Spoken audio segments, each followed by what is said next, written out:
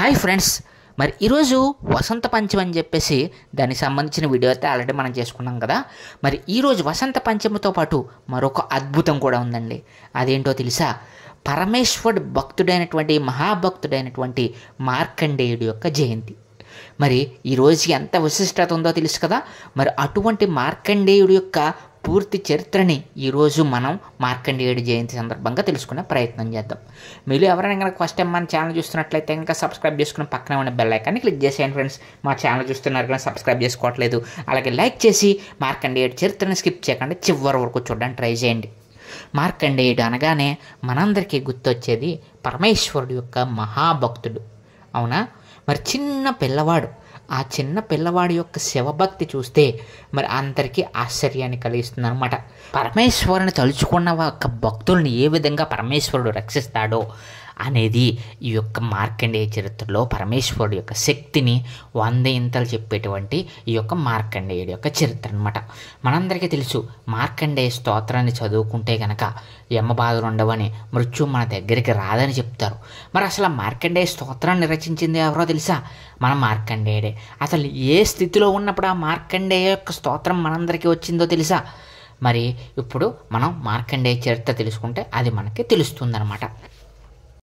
శివభక్తుల గురించి తలుచుకోగానే మనందరికీ గుర్తొచ్చేటువంటిది కన్నప్ప కదా. భక్త కన్నప్ప తర్వాత మనకి బాగా గుర్తొచ్చేటువంటి పేరు మరి మార్కండేయుడు.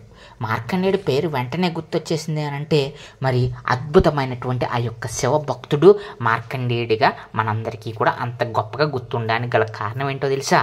అతనికి ఉన్నటువంటి శివభక్తి. మరి అసలు అతని శివభక్తి ఎలా వచ్చింది, అంతటి మహాభక్తుడు ఎలా అయ్యాడు అనేది ఇప్పుడు మనం తెలుసుకునే ప్రయత్నం చేద్దాం.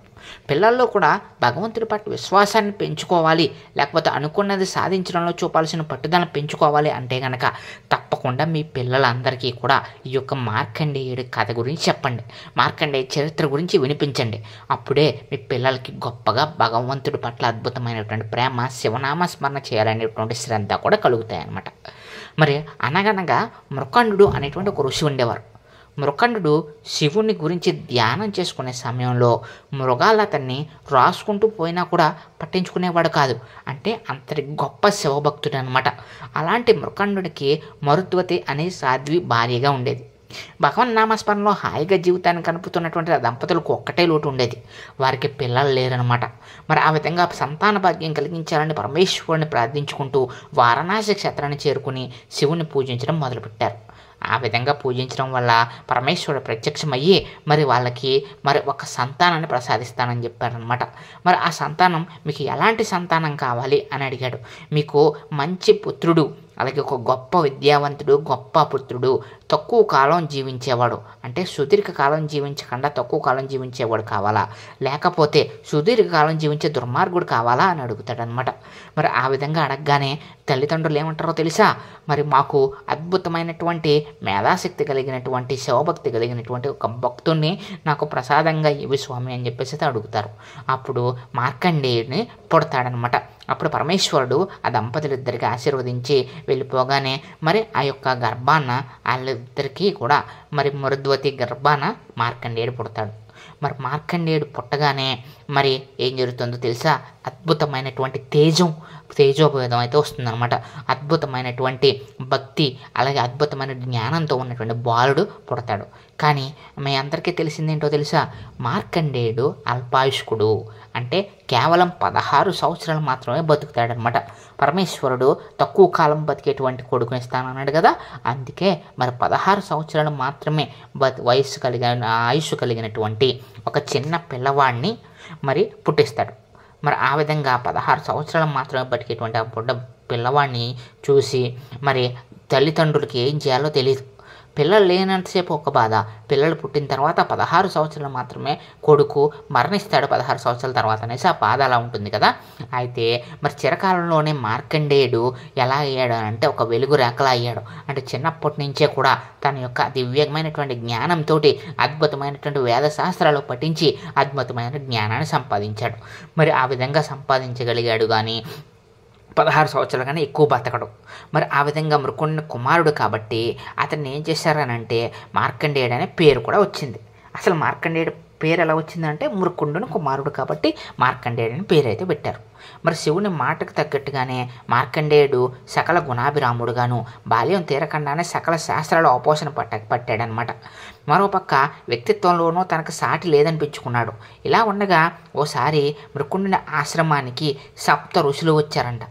మరి సప్త ఋషులు దేవదేవతలు ఉంటారు కదా, దేవి దేవతలు అందరూ కూడా, ఋషులు అందరూ కూడా వచ్చారు. అలా వచ్చినప్పుడు ఆ యొక్క మృకుండు కుమారుడైనటువంటి మార్కండేయుని చూశారు. అలా చూడగానే వాళ్ళకి ఒకటి అర్థమైపోయింది. అంటే ఈ బాలుడు అల్పాయుష్కుడు 16 సంవత్సరాలు మాత్రమే బతుకుతాడు అనేటువంటిది వాళ్ళకి ఒక అర్థమైపోయి ఏం చేశారనంటే వాళ్ళ ఆ యొక్క బాలుని తీసుకుని బ్రహ్మలోకానికి చేరుకున్నారు. బ్రహ్మదేవుడికి కూడా చెప్పారనమాట, మరి ఈ బాలుడు అద్భుతమైనటువంటి శివప్రసాదం వల్ల జన్మించాడు, కానీ 16 సంవత్సరాల కన్నా ఎక్కువ బతకడు అని చెప్పేసి అది చెప్పడం జరుగుతుంది. అప్పుడు బ్రహ్మదేవుడు నారద మహర్షికి కనిపించి, నారద మహర్షి ఏం చెప్తారో చెప్పనా, ఈ బాలుడికి నీవు నిత్యము కూడా శివారాధన చెయ్యి, ఎందుకంటే నువ్వు శివుని వరప్రభావం వల్ల జన్మించావు కాబట్టి నువ్వు శివారాధన చేస్తే మృత్యువు నిన్నేమీ చేయలేదని అయితే చెప్తారు. అప్పటి నుంచి మరి మన మార్కండేయుడు శివనామస్మరణ మొదలు పెడతాడండి. అద్భుతమైనటువంటి శివభక్తుడిగా మొదలుపోతాడు. శివాలయం ముందు ఆ యొక్క శివలింగం ముందు కూర్చుని శివారాధన చేసుకుంటూ మరి ప్రతిరోజు కూడా శివనామస్మరణ చేసుకుంటూ ఉండిపోతాడు. అలా చేసుకుంటూ ఉండగానే 16 సంవత్సరాలు అయిపోతాయి. అంటే మృత్యుగడిలు వచ్చినాయి అనమాట. అప్పుడు యమధర్మరాజు ఏం చేస్తాడనంటే, మృత్యు సమీపించింది కదా, మరి తన భటులను పంపుతాడు. భటులను పంపే టైంకి మన మార్కండేయుడు ఏం చేస్తూ ఉంటాడంటే శివ పూజలో ఉంటాడనమాట. ఆ భటులు అసలు లోపలికి కూడా అడుగు పెట్టలేకుండా ఆ యొక్క కాంతి వెలుగును చూసి పారిపోతారు. అక్కడి నుంచి వెళ్ళి ఏమైందంటే యమధర్మరాజుకి చెప్తారు, ఈ విధంగా మార్కండేయుడిని సంహరించడం మా వల్ల అవ్వట్లేదు, మార్కండేయుడు శివ పూజలో ఉన్నాడు కాబట్టి మేమేమీ చేయలేము అని చెప్పేసి అయితే వెనక్కి వెళ్ళిపోతారు. ఇంకా చేసేదేమీ లేక యమధర్మరాజు దున్నపోతు మీద మరి ఆ యొక్క యమపాశాన్ని తీసుకుని బయలుదేరతాడు. వచ్చేది రాగానే యమధర్మరాజు ఆ యొక్క శివాలయంలో ఉన్నటువంటి మరి ఆ యొక్క మార్కండేయుడు బాలుని చూస్తాడనమాట. మార్కండేయుడు బాలుని చూసి, మార్కండేయ నువ్వు ఆ యొక్క శివనామస్మరణ విడిచి బయటికి వస్తే నిన్ను తీసుకెళ్ళిపోతాను యమలోకానికి, ఎందుకంటే నీ టైం అయిపోయిందని అయితే చెప్తాడు. మరి ఆ విధంగా చెప్పిన మార్కండేయుడు ఏమాత్రం వినిపించుకోడు. ఓం నమశివాయ, ఓం నమశివాయ, ఓం నమశివాయ అంటూ శివనామస్మరణే చేసుకుంటూ ఉంటాడనమాట. అలా చేసుకుంటూ ఉండేటువంటి మార్కండేయుడికి చూసి యమధర్మరాజు విసిగిపోయి ఏం చేస్తాడనంటే, ఇంకా యమధర్మరాజు కోపం వచ్చి ఇంకా యమపాశాన్ని అయితే వదిలేస్తాడు. కానీ ముందు ఉన్నది పరమేశ్వరుడు యొక్క భక్తుడని విస్మరించి ఏం చేస్తాడంటే యమపాశాన్ని వదిలేస్తాడు. అలా యమపాశాన్ని వదిలేయగానే యమపాశం అనేది మెడకు చుట్టుకుంటుంది, దాంతో పాటు శివలింగానికి కూడా ఉంటుంది. అయినా కూడా యమధర్మరాజు ఏం చేస్తాడనంటే మరి లాగేస్తాడనమాట. యమపాశాన్ని పట్టుకుని శివలింగాన్ని అలాగే మార్కండేయుని ఇద్దరిని కలిపి లాగుతాడు. అంతే అండి. ఇక పరమేశ్వరుడికి ఇంకా విపరీతమైనటువంటి కోపం వచ్చేస్తుంది. నా భక్తుడిని నా పూజలో ఉండగా నువ్వు యమపాశం వేసి లాగుతావా అని చెప్పేసి యమధర్మరాజు మీదకి 3వ కన్ను తెరిచి ఇంకా ఊరుకోడనమాట పరమేశ్వరుడు సంహరించేస్తాడు. త్రిశూలంతో సంహరించేస్తాడు. అలా సంహరించగానే మొత్తం సృష్టి ఎక్కడికక్కడ ఆగిపోతుంది. ఇక మరణం అనేది ఉండకపోతే ఇంకా సృష్టి ఏముంటుంది చెప్పండి. సృష్టి ఉన్న మరణం అనేది ఉండకపోతే ఇంకా మొత్తం బీభత్సం కదా. ఆ విధంగా మొత్తం అల్లకల్లోలం అయిపోతుంది అనమాట. కానీ మార్కండేయుడు మాత్రం ఓం నమశివాయ అంటూ మార్కండేయుడిని, పరమేశ్వరుడు మాత్రం మార్కండేయుడిని వదలడు, పరమేశ్వరుని మాత్రం మార్కండేయుడు వదలడు. ఆ విధంగా అప్పుడు మరి వాళ్ళిద్దరి యొక్క భక్తి చూసి ఆశ్చర్యపోతారనమాట. అప్పుడు దేవదేవతలందరూ వచ్చి ప్రత్యక్షమయ్యి పరమేశ్వర శాంతించు అని చెప్పి పరమేశ్వరుని శాంతింపజేసిన తర్వాత యమధర్మరాజుని తిరిగి మళ్ళీ బతికించి సృష్టిని మళ్ళీ పునరుద్ధరిస్తాడు. ఈ విధంగా అప్పుడు యమధర్మరాజుకి పరమేశ్వరుడు ఏం చెప్తాడనంటే, నీవు శివభక్తుల జోలికి వెళ్ళొద్దు కూడా, నా భక్తుడైనటువంటి మార్కండేయుడు జోలికి వచ్చావు, మార్కండేయుడికి నేను పూర్ణాయుష్ని కలిగిస్తున్నానని చెప్పేసి పరమేశ్వరుడు మార్కండేయుడికి పూర్ణాయుష్ని కలిగిస్తాడు. ఆ విధంగా అద్భుతమైనటువంటి శివభక్తి కలిగినటువంటి భక్తుడిగా, పరమేశ్వరుడు భక్తుల్లో అద్భుతమైనటువంటి భక్తుడిగా నిలిచిపోయాడు మన మార్కండేయుడు. శివభక్తికి ఒక అద్భుతమైనటువంటి ఉదాహరణ ఎవరంటే మన మార్కండేయుడిగా నిలిచిపోయారు అనమాట.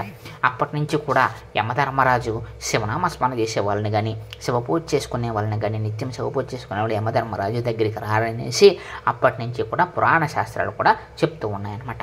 ఈ విధంగా అద్భుతమైనటువంటి భక్తుడిగా మరి మన మార్కండేయుడు మారిపోయాడు. ఆ విధంగా అప్పుడు ఏదైతే ఈ యొక్క సన్నివేశం మొత్తం ఏదైతే జరుగుతుందో దాన్ని అంతటినీ కూడా మన మహర్షులు ఋషులు మార్కండేయ స్తోత్రం రూపంలో మనందరికీ అందించారనమాట. అందుకే మార్కండేయ స్తోత్రానికి అంత అద్భుతమైనటువంటి శక్తి ఉంటుంది. అందుకే అనారోగ్యాలు ఉన్నవాళ్ళు, అలాగే ఏదైనా మృత్యు బాధలో ఉన్నారు, బాధపడుతున్నవారు, భయపడుతున్నవారు ఎవరైనా సరే ఈ యొక్క మార్కండేయ స్తోత్రాన్ని కనుక చదువుకుని ఈ యొక్క మార్కండేయ ఘట్టాన్ని కనుక తలుచుకున్నట్లయితే వీళ్ళకి అద్భుతంగా పనిచేస్తుందని చెప్పేసి శాస్త్రాలు చెప్తున్నాయి. మార్కండేయ స్తుతి అంటే అదే. మార్కండేయుడు ఆ విధంగా యముడి నుంచి ఎలా తప్పించుకున్నాడు అంటే, పరమేశ్వరుడు పూజలో ఉన్నప్పుడు యమధర్మరాజు వచ్చి వెళ్ళిపోతారంటే ఎవరికైనా భయపడిపోద్ది కదా. కానీ మార్కండేయుడు భయపడకుండా పరమేశ్వరుని ఆశ్రయించి పరమేశ్వరుడు లింగాన్ని గట్టిగా కౌగులించుకుని పట్టుకుని నేను రానని చెప్పి పరమేశ్వర అంటూ పరమేశ్వర లింగాన్ని పట్టుకుని వదలలేదండి. చిన్న పిల్లవాడు, 16 సంవత్సరాల పిల్లవాడు ఆ విధంగా చేయడం వల్లే పరమేశ్వరుడు దిగి వచ్చి మరి మార్కండేయుడికి సంపూర్ణమైనటువంటి ఆయుష్ కలిగించాడు. మరి ఆ విధంగా మార్కండేయుడు పుట్టినటువంటి ఈ రోజుని మార్కండేయ జయంతిగా ఎంతో అద్భుతంగా జరుపుకుంటూ ఉంటారు. శివాలయంలో మార్కండేయుడికి అద్భుతమైనటువంటి పూజలు ఈ రోజున చేస్తారు. మార్కండేయ యొక్క స్తుతి చేసుకుంటూ ఉంటారనమాట. అలాగే మార్కండేయ స్తోత్రాన్ని కూడా ఈ రోజున జపించినట్లయితే భోగభాగ్యాలు కలిగి అద్భుతమైనటువంటి శివుని యొక్క అనుగ్రహం కలుగుతుందని పురాణాలు చెప్తూ ఉన్నాయి.